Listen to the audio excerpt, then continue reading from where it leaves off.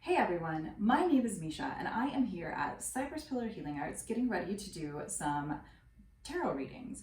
Now, today the readings that I am doing are virtual tarot readings, and before every painting that I do for the Talismanimals, I usually have a tarot reading for my clients. So to do that, I set up a space that's just like I would if you were coming to me in person. You don't even have to be here for the reading. So I just set it up and do it, and then I send a video link. One of the things though that's super important to me as a reader is setting up a beautiful sacred space for me to do my reading. And that's not just tarot. I do that for my Reiki sessions. I do that for my traditional healings. I even do it for my dance retreats. I love to have beautiful sacred spaces. So today, I thought you might enjoy seeing how I do that. So right now I am going to walk you through how to set up a beautiful sacred space for a tarot card reading, or really kind of like whatever type of working you'd like to do. So let's get started. The first thing I do is open up sacred space, and there's many different ways to do that. I like to do that by calling in the 4 directions, and again, whatever your tradition is, and even if you don't have a tradition, it's totally appropriate to just take a couple moments and say a prayer, whatever you wish to do in order to open that up. Next thing I really like to do, and you can actually do this next part while you're opening your space, but I like to cleanse it. So there's different ways to do that. This is my giant bowl of smoke fumigation, and there's some different things in here. This is a pine bundle I made. There's a mugwort bundle. It's a little hard to see, but this is a rosemary bundle that I made long ago.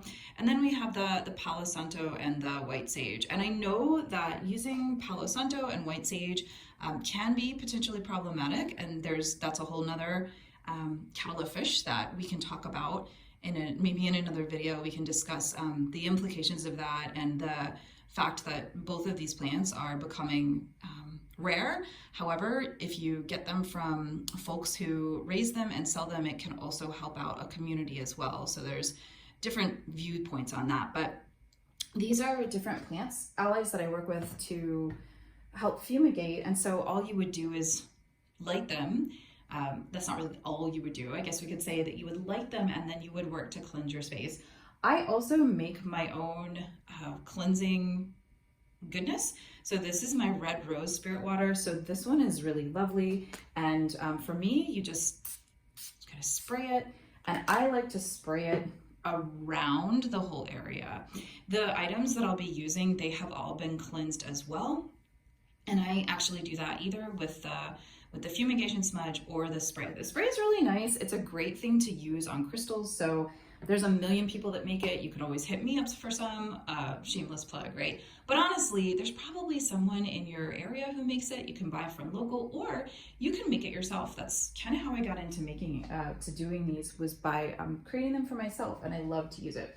So we're gonna move this guy off, and the lighter and the yummy fumigation, and we will get started at building our altar. Now, I always like to start with, we'll talk about this basket of goodies in a minute. I always like to start with something on the table, because for me, that's what helps make the space sacred. So I just have, and I'll sort of walk you through what each of these is like for as well. So I have this piece of fabric. I don't remember where it came from. I think I bought it many years ago, planning probably to make a belly dance costume. But if you look at it, it's nice and opaque, which I personally like in my readings. I like to have an area that is not having the table showing through. I also really like to use something like some sort of cloth that isn't just a tablecloth, if that makes sense. Now, you can totally do this on a tablecloth, no worries. But for me personally, I like to have something a little special. So this is gonna be my first layer. And I also like this too. There's some love on that. Previous love, that looks like something chalky. That is okay. I like to have a layer between me and the table because, again, that makes it feel a little more special. So today I was feeling earthy, so there you go. Beautiful green shimmer. It's got gold in it. And a lot of times I'll put something like this down, or I'll just put a cloth down that's a tarot cloth. And there's all different types of those. They often are square. They usually have cool things printed on them.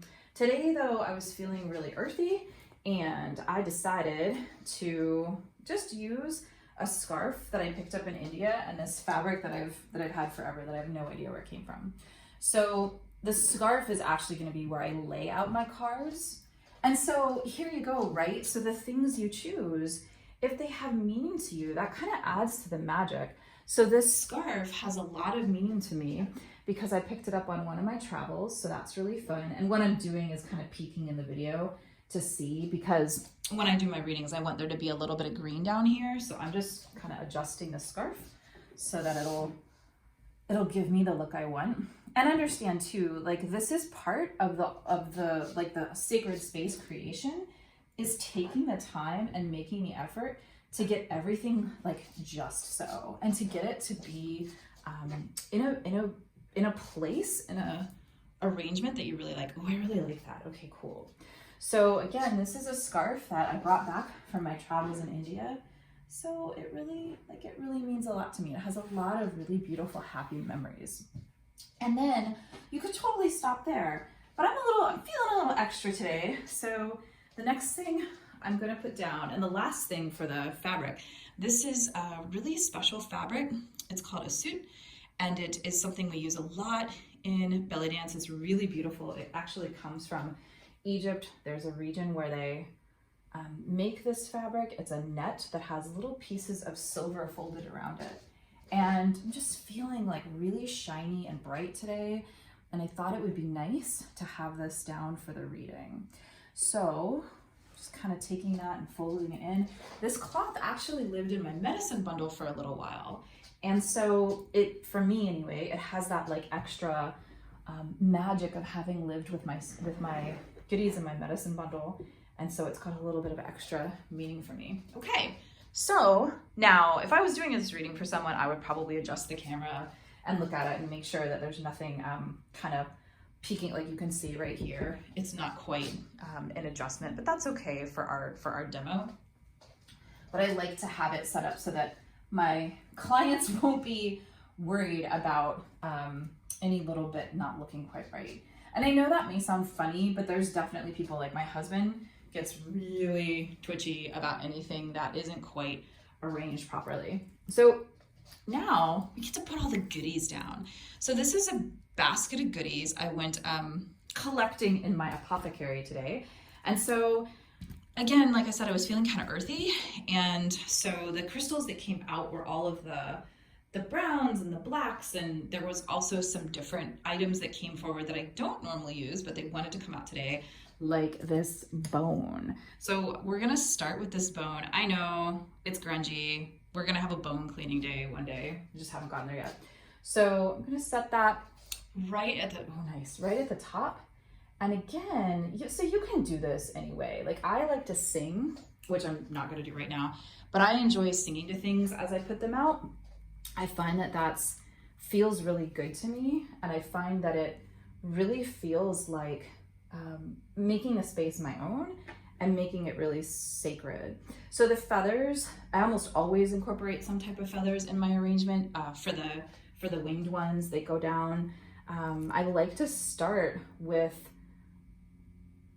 the bottom or top of the space. So today, like when I do my reading, I'll be sitting here and like putting the cards down this way. So for me, this is the bottom of the space. For my client, it'll be the top. So got some garnets, 2 different ones. So we have kind of like your normal beautiful garnet, and then I think this is a Sespertine garnet, nice and orange.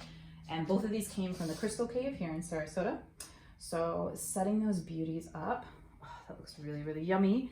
And then I like to, once I get a little bit at the bottom, I like to put a little bit at the top as well. So today we have some really cool fossils I found. This is, I think, you know what? I don't know what this guy is. It might be a dugong rib bone, but it also doesn't look quite right for that. It almost looks like it's maybe a tooth. I'm not sure, but it's really, really cool. So setting this one down, it really wants to go like right there. Oh, you gotta be able to see it though. Okay, right there. And then some mahogany obsidian, really yummy right there. And if you're wondering, like, why is she putting stuff where she is putting it? It's totally intuitive. So this is totally me just feeling around, like, what wants to go here and what wants to go there and where does it really want to live in the space, and, you know, how does it want to be in space. There is no wrong way to do this. Like, you cannot mess this up. This is totally dependent on you and how you want it to be. So don't feel like, oh, this has to be in a certain place or anything like that. Like, no, it's what you want to do. And when I'm choosing my crystals, a lot of times I'll do it by color. I'll also do it according to, like, if something jumps out at me and I go, oh man, that needs to be in there. The other way I'll do it is a very mindful process of, okay, I am aware that this crystal is very grounding, or this color of crystal resonates with the throat chakra. So that for me is more with my Reiki clients. But in this case, I'm just building a space for my tarot clients. So I'm gonna move all these over because my spatial qualities is like, nope. And you know what too? You can play with things too. Like, that feels better that way. And that is totally okay. Like, it's totally appropriate. And I like to stack things. So it's totally appropriate to move things around. And I have one more guy. This is a bone I found recently. So this is another fossil. I found it on the beach. And it's gonna go like, oh, it wants to be right in the heart of things. Beautiful. So there you go. That is set up. And I might go out, like, what? I have to stop myself sometimes because I like to pile a lot of stuff on. And especially when you're doing a reading, you got to think about, like, where the card's going to go. So for me today, this works out really well because I can put cards over here. I can put cards over here. One thing to think about if you are a tarot card or an oracle card reader and you are doing readings, what is your spread going to look like? So that's something that you really want to focus on and think about. You know, if you're doing a spread for someone, maybe you don't want things in the middle here. Maybe you want to bring it more out this way in a circle. So, you know, whatever works best for you is what you want to concentrate on there. But this is going to be my sacred space for my readings today. And I'm really looking forward to reading here. One of the things that's really neat when you do this is that you are making it your own space. You're not just throwing cards down on a table, which is totally okay to do too. Like, there's nothing wrong with that. But when you do this and when you really take the time and put the intention into creating like a yummy, beautiful space, I find that it adds so much to the reading. And it also really helps, like for me, when I do this, it helps me really kind of get into the mindset of like, okay, I'm doing a reading, or I'm doing a Reiki session, or I'm doing a traditional, like a shamanic work, because it helps like bring my focus into the room. So yeah, if you have any questions about setting up a little sacred space like this, or how you can use them or anything like that, let me know in the comments below. If you liked this video, please consider giving it a like. Please consider subscribing to us. It really does help us out. And we'll have some more videos coming in the future for all different types of tarot work and magic and meditation and herbalism, and also movement. We have some movement videos we're filming as well in belly dance and martial arts and Tai Chi. So yeah, we really want you to flourish and grow and really have the opportunity to just kind of learn and experience and tap into your own intuition. And I find that making these altars like this, these sacred spaces, is a beautiful way to do that. So once I'm done with my session, I will close that sacred space. When I am done with everything here, I will cleanse all of it, because even the fabric, because that it's like washing your clothes. You've used it, you've worked in it, and now it's time to clean it. So don't forget to do that, and I'll see you next time.